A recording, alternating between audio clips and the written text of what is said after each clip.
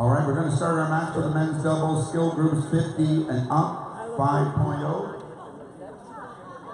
I'd like to introduce our competitors out here today from Schenectady, New York, Patrick Bernardo, and his partner from the Villages in Florida, Stu Hastings.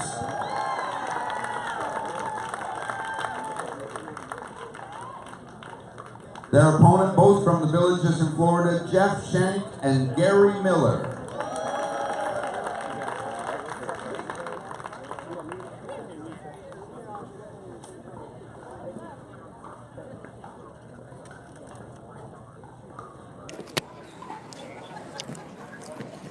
Our match today will be refereed by Roxanne Peters.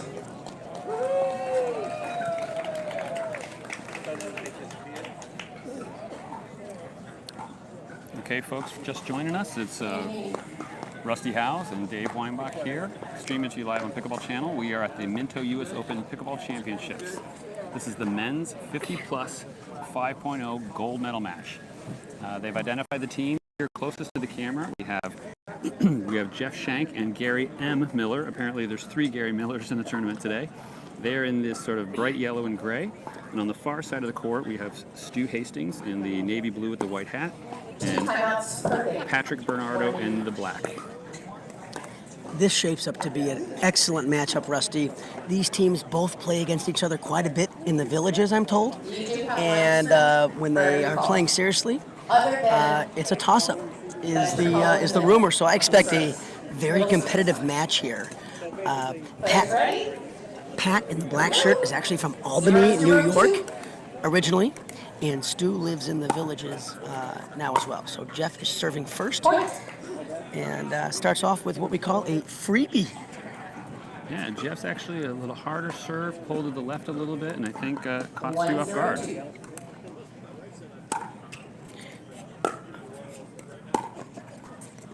Terrific drop there, and that brings Jeff and Gary up to the kitchen line where they need to be to play winning pickleball.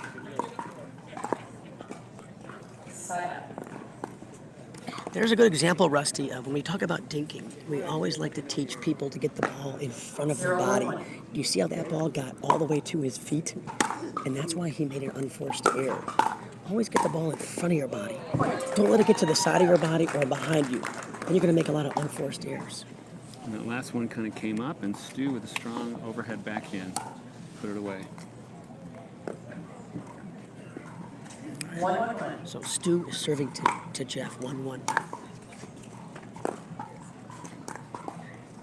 Oh, rolled along the top of the net. Another net error. That's why we like to see folks give yourself some more margin for error over that net. Give a lot of respect to that net. Pickleball, when it loses its speed, it comes straight down. So don't have to aim our dinks a ball or two over the net. Great shot by Jeff. Yeah. Utilizing the middle. Exactly. Patrick was pulled in for that short drop right over the net. Opened up a hole, and Jeff just filled it.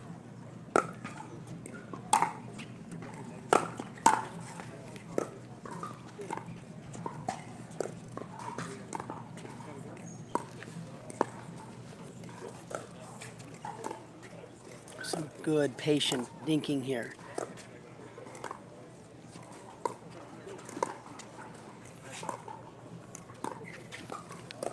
Players just waiting for that ball that's a little bit too high to strike. And another unforced net error by Stu. 1-2-1. And that brings us to 1-2-1. Gary serving to Stu.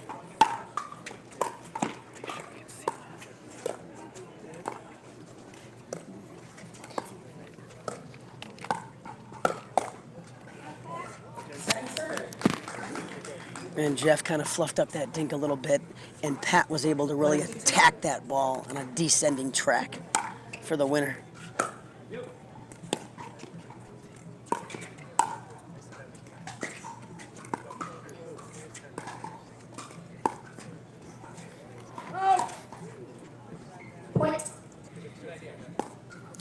An attempted lob there into the wind.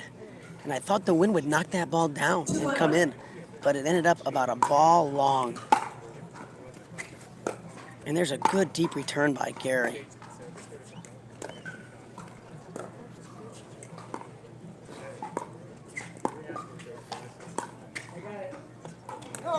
And the wind really carried that ball out a foot. When that ball left his paddle, it looked like it was coming in, and the wind carried it a full foot long. That gets us to 2-1-2.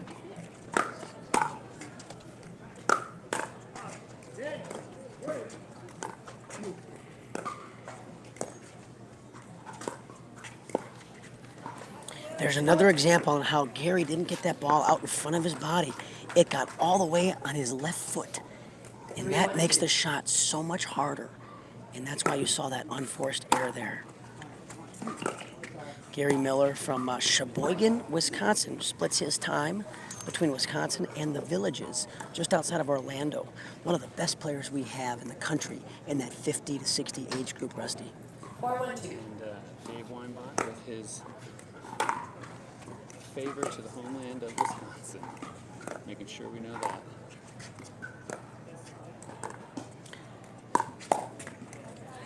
Excellent shot by Stu. That ball was just high enough. Yep. We could attack that. And notice how these players do a great job of utilizing the middle. The middle is underutilized in pickleball, so I really like to see players really drive that ball low and down the middle. Good shot by Pat. Good shot by Pat, really attacking that ball. And for those of you who 6-1-2. aren't familiar, you'll notice that Jeff and Gary are what we call stacking. They're sort of switching sides to optimize their placement. Dave, can you fill folks in a little bit about why you think they might be stacking and what folks understand? Stacking is a strategy that is utilized in pickleball to 7-1-2. get yourself in a position of strength, where oftentimes the stronger player, if they're right-handed, wants to have their forehand in the middle. And oftentimes what you'll see stacking is when a lefty plays with a righty, they'll stack so both players' forehands are in the middle to give you a real strong position of strength down that middle.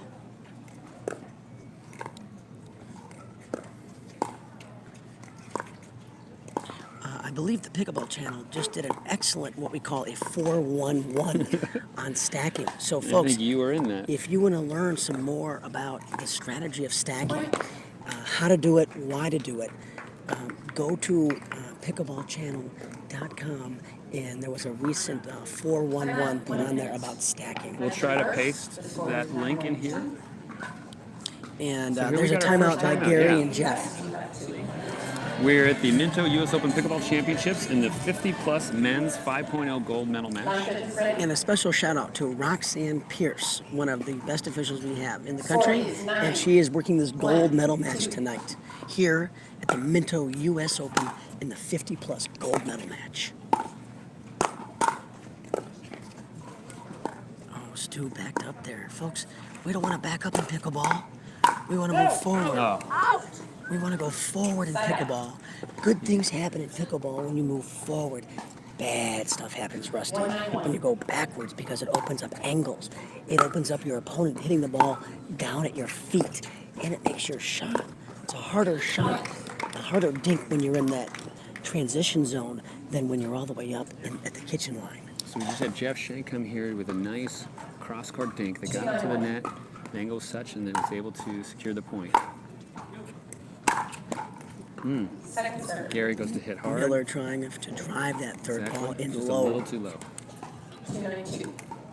That brings us to 2-9-2.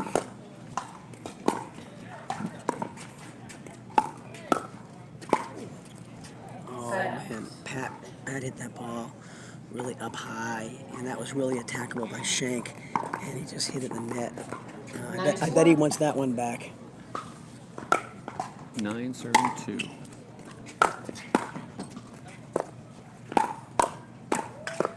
Good play. Excellent hands by Pat there. I thought Gary hit a terrific overhead, and Pat has just super quick hands. Folks are asking us again online a few. The teams close to the camera in the green is Gary M. Miller and Jeff Shank. On the far court in the blue, Stu Hastings, and the black, Patrick Bernardo.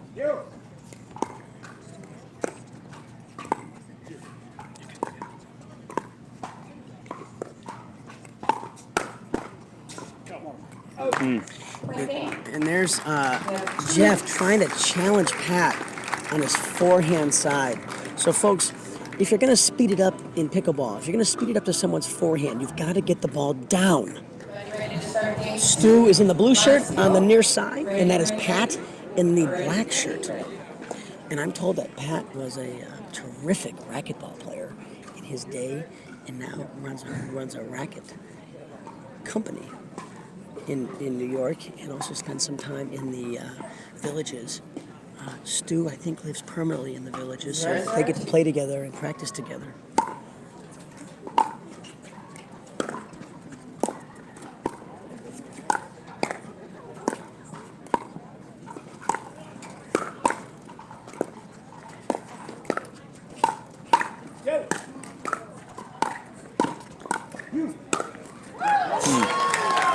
Great exchange, everybody.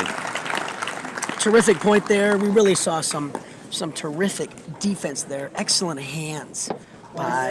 And Hastings Bernardo were able to pull Shank and Miller just enough to the side and then put it away once they opened it up.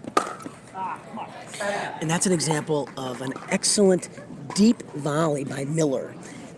It's so important, folks, to get those volleys deep in the court. It may not be a winner, but it's going to force an error. So keep those volleys in the second half of the court, preferably the last third of the court. Oh, he got it behind Miller there. Great lob.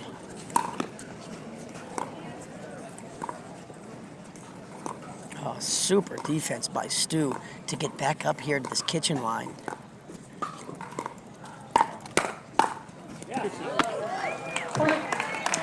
And there's another example on how Pat sped that ball up to Miller's forehand, but didn't get the ball down, and he paid a steep price for it. And that brings us, Rusty, to 1-1-1 here in Game 2 of the gold medal match at the 50+ Open. Dave Weinbach with you tonight, along with Rusty House from the Pickleball Channel.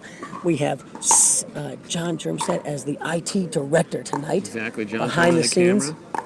John, you do a great work. Appreciate you. Thanks, guys.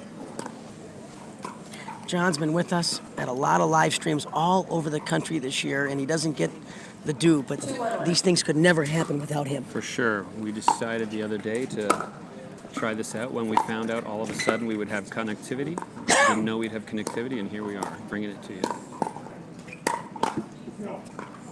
Great to bring you this live action So- from the Minto U.S. Open. Recapping, we have a few people joining, wondering where we are. We are in Naples, Florida, in beautiful Collier County. Collier County has invested in a major way. The CVB, the sports, the Parks and Rec have all come together to invest tons of money into pickleball in this event as well as year-round. We're in the men's 50+, 5.0 match. Great shot by Miller. Yeah, let's give a quick shout out to the team that puts this tournament on. Melissa McCurley, Chris, Terry, Jim Ludwig. Another outstanding job this year. I mean, last year we all had a wonderful time. You have gone out of your way in the significant improvements in this tournament. 1,300 players, Rusty. And this has been so well organized. What a terrific job.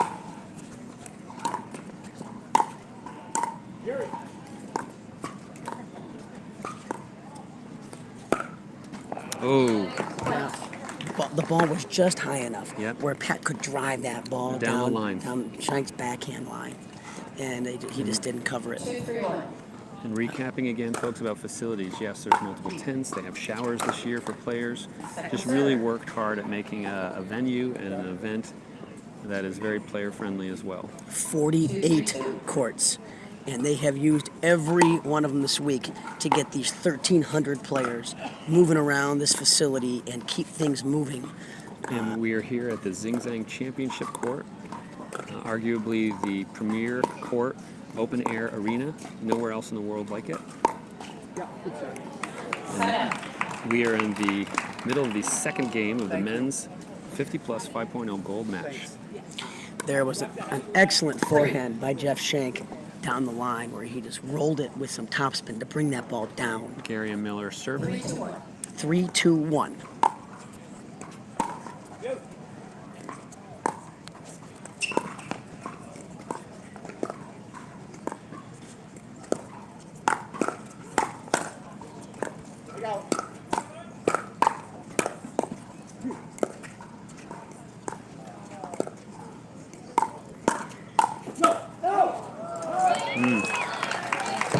So Shank and Miller are now up 2 points. So in the second game here, they're trying to get that momentum and then get some space. What do you think they're thinking coming off of game one with a pretty sound point difference? I think that Jeff and Gary were coming into game two with a mindset of being a little more aggressive in trying to make things happen. I felt the first game they were a little nervous, a little tight coming out, a little passive. And it's nice to see they've relaxed and they're playing much more effective pickleball in the second game, less errors. And it looks to me like Stu and Pat are targeting Jeff Shank over Gary and looking to play him.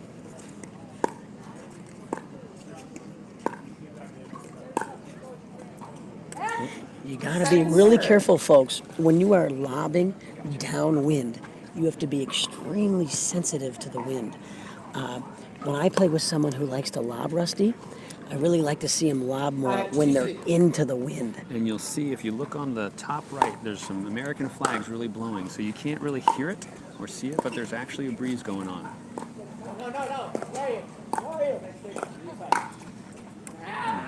Another long ball. So we've started to pull away, but we have a side out, an opportunity for Hastings Bernardo to try to close that gap up.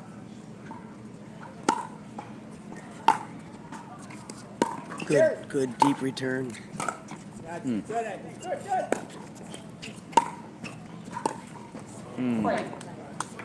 Just another unforced error. Here you can see Gary's head going up, biting his lip a little bit there, frustrated, I think, with that shot. Yeah, back-to-back unforced errors, and that brings us to 3-5-1. Point. And there we go. 4-5-1. Closing it up. 4-5-1. Remember, this is 2 out of 3 games to 11. Pat and Stu took game 1, Second serve. and we are in the middle of game 2 at 4-5-2 with Pat serving to Jeff. It's a short third shot there a little bit.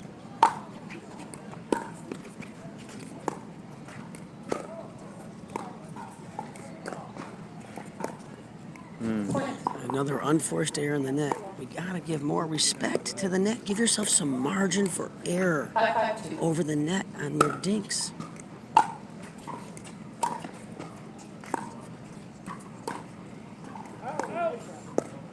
That ball called wide by both players and line judge, so that's going to get to another side out. Rusty, what another spectacular day we've had here at the Minto U.S. Open. Exactly. The range of play. Right, little discrepancy on the score here. 5-5-1. Clarification, it is 5-5-1, tied up. Another really neat thing about this tournament is it really is the U.S. Open. We have players here from almost every state in the United States of America, including Hawaii. Exactly, and Wisconsin. So Gary went for a strong, aggressive poach there, jumped across, but ended up going long. Yes. So we're back. And it was a good second opportunity serve. to attack, too. I like the move. Here's a good drop, making Pat have to lift that ball.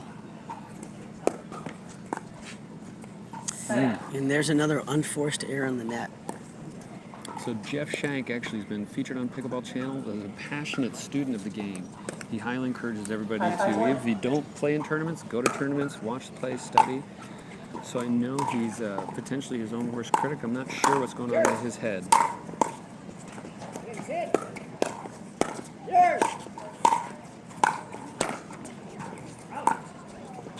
No, he can't call that out. You gotta play a point. You always gotta play a point. What I say doesn't matter. A player called it out. The lines judge signaled in, so they have to keep playing. In gold so that has come up. in gold medal matches, Rusty. The player we thought have it was line going to be judges. out. Right. So to listen what happened, folks, if you don't know. The player thought it was going out. He called it out himself. He hit the ball, kept going. The opponent was confused by the call, so he can't call that out. Allowed the ball to hit and miss, and so the discrepancy is, does he have to continue to play that even if the opponent calls it? The referee tells all the players before the match, in a medal match, that players do not make the line calls. That's why, folks, if you look at your monitor, you can see the line judges sitting in the chairs all around the court. They are there for that reason. It's their call. So if a player does make a call, you keep playing it. We have 6 line judges. You can't see them, all of them. There's basically 2 on each sideline, and then 1 on each baseline. 5-5. Yeah, Gary is really good at finishing shots. If Gary Miller gets a high forehand, he's one of the best players we have in this age group of what we call a finisher.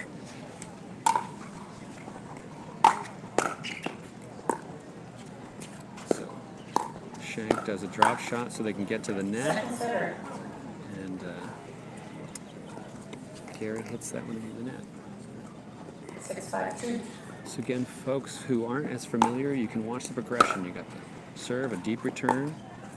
Now Hastings Bernardo up at the net.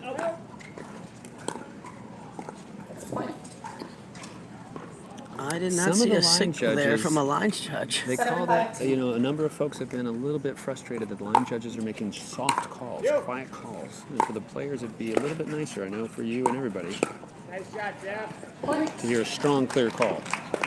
Another great shot down the middle there from Shank. Stu had to cover his line, and he rolled that forehand right down the middle with topspin. Okay, Rusty, we're coming out of this timeout, and it's 8-5. 8-5-2. And a second server. Jeff serving to Pat. Here we go.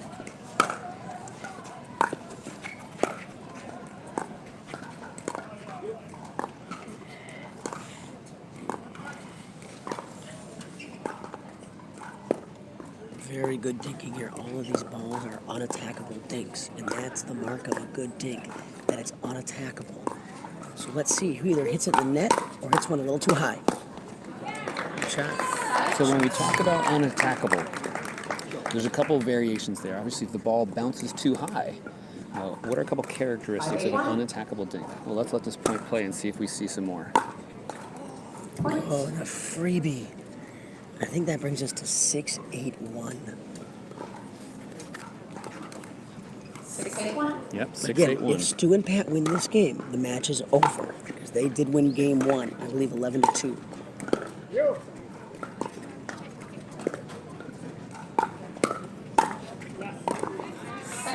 Another example of Pat speeding the ball up to a player's forehand and didn't get the ball down. It went high to Miller's forehand and he was able to finish off the point. One.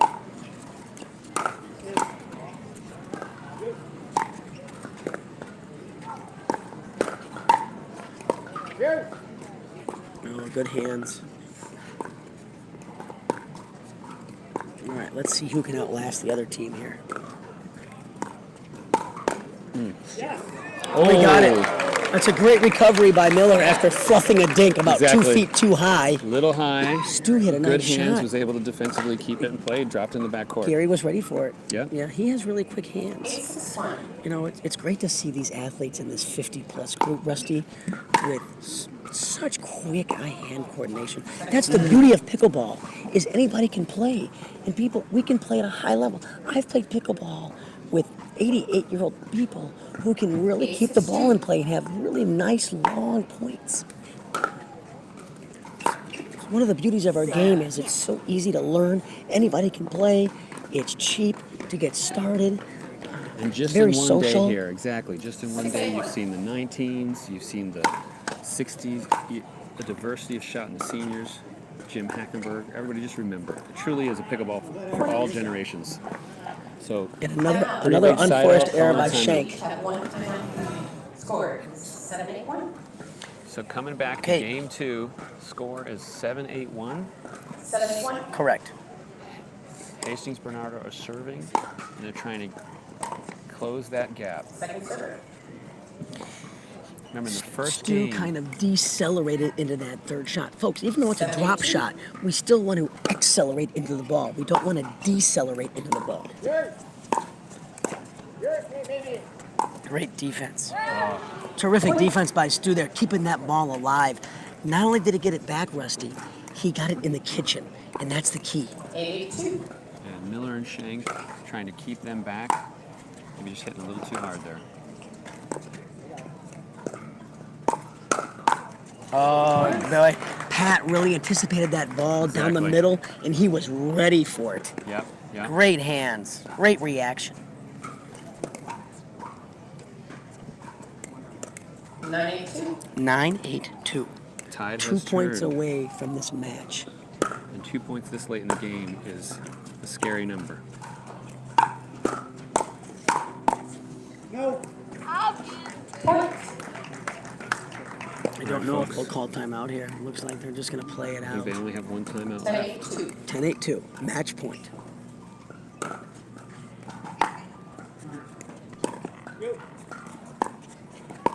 Hey.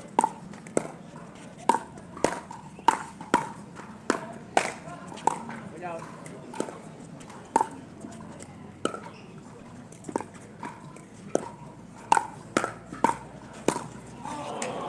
Oh, Big terrific side out, point. big side out. And they needed that. That gets them to serve back at 8-10-1. Exactly, folks.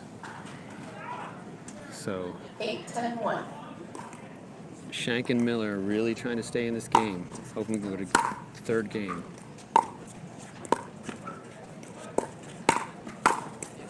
Point. There you go. There's a great 1-2 punch, Rusty. Jeff drove the ball, got the ball down, made Stu lift the ball, Just high enough. and lift it high enough, and Gary was right there to finish it. That's a great setup and a great finish.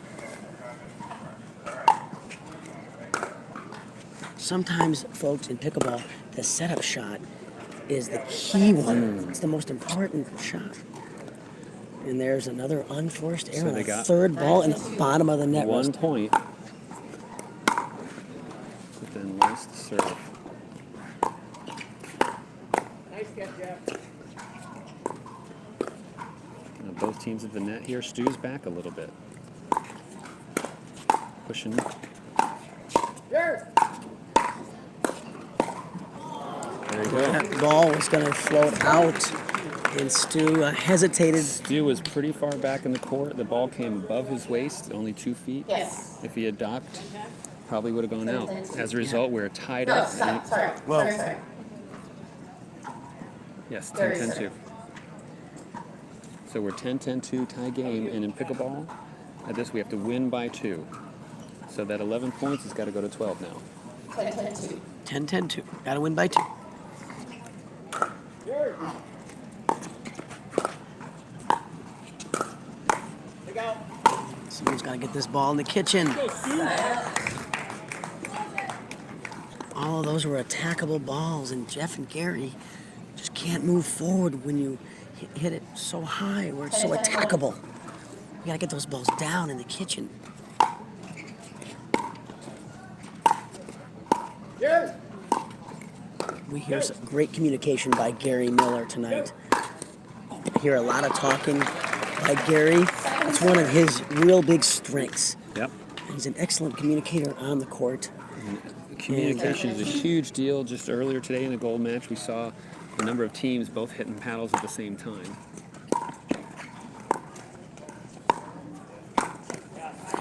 There's another example how Stu did not hit an unattackable dink. It floated up about a foot too high and was attackable, and it was to Gary's forehand. 10-10-1. And a nice finish. Both teams, it's easier than said than done in many ways. Sometimes you got to identify that in order to correct it. We're seeing a lot of unforced errors in the net. You know, folks, pickleball will really hurt you in the game of the net will really hurt you in the game of pickleball. That's why one of our key phrases we use in clinics around the country is to RESPECT, T-H-E-N-E-T. Respect the net, meaning never hit it there. Another big side out. So right here, the tension's going to build. We've gone back and forth a couple of times 10-10-1. at 10-10. 2 points away, Rusty, from the title. Second serve. There we go. Pat trying to drive that ball in low, not giving much respect to the Wonder net. if we've gone back and forth a couple of times, if each team's getting a little excited to shut it out, making some errors. And there we see another ball sped up Another side high out. to a forehand. 10-10-1. And that brings us 10-10-1 to again. side out 10-10-1.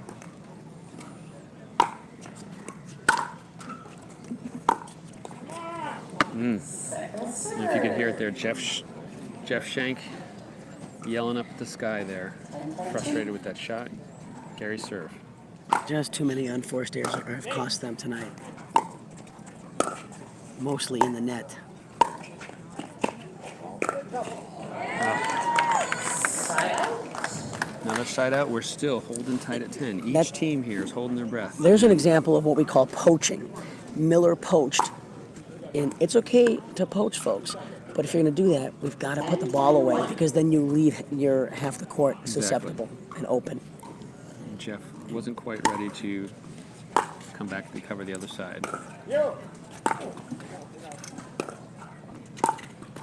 Nice shot, Jeff. There you go. Pat was trying to get up to the net. Jeff brought it right down at his feet. Well, the issue there was Pat's third ball was 2 balls too high. It enabled Jeff to lean in and roll that ball with his forehand right down the middle. You. You. See how Gary's keeping the ball deep? Keeping both of them back at the baseline. You.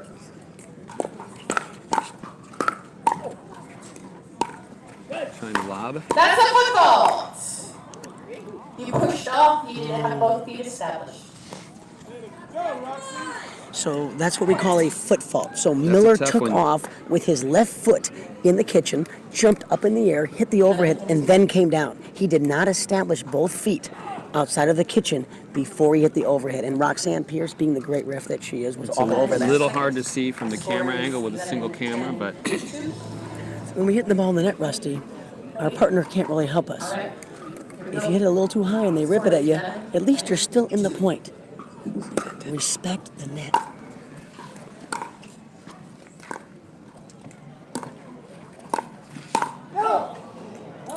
Side out. long Big ball with side out. another side out. Big side out, exactly.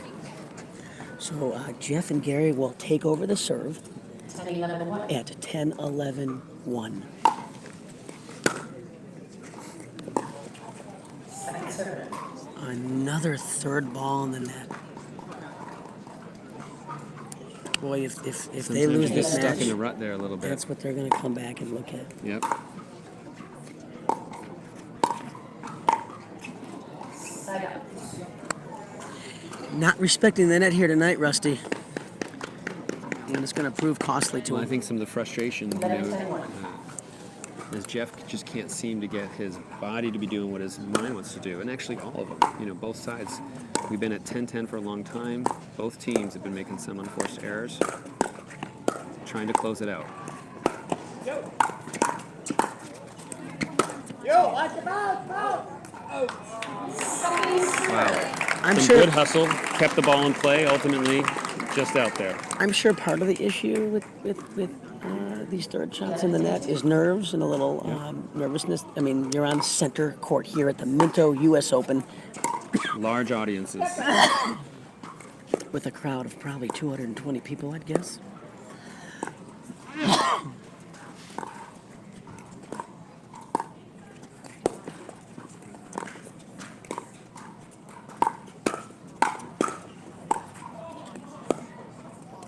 You.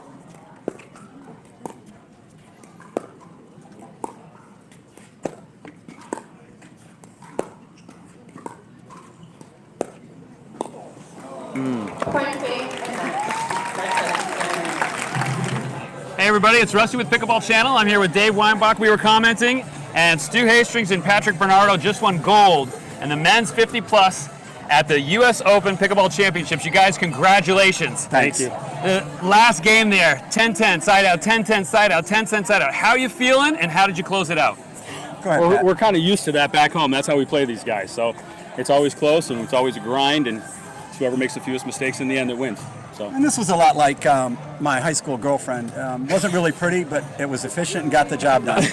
Well, we talked about how you guys outpatiented them, you outlasted them. I felt your defense was spectacular tonight. Both of you have tremendous hands, quick hands, and we really enjoyed it. Can you tell the national streaming audience tonight what it was like to play on the center court here at the Minto U.S. Open in front of this great, enthusiastic crowd? Not your typical court. Okay, so we- here's the trivia question for centuries Yes, ahead. yes. We were the first people called to this court last year where we lost In the finals. In the finals of this. So this is our second trip back here, and I'm glad it turned out a lot So they different. put up an awning just for you to win. Yes, Yeah, we couldn't take it was this against down. Scott Moore and Clayson last year. So we took our beatings here last year, and this year we were due.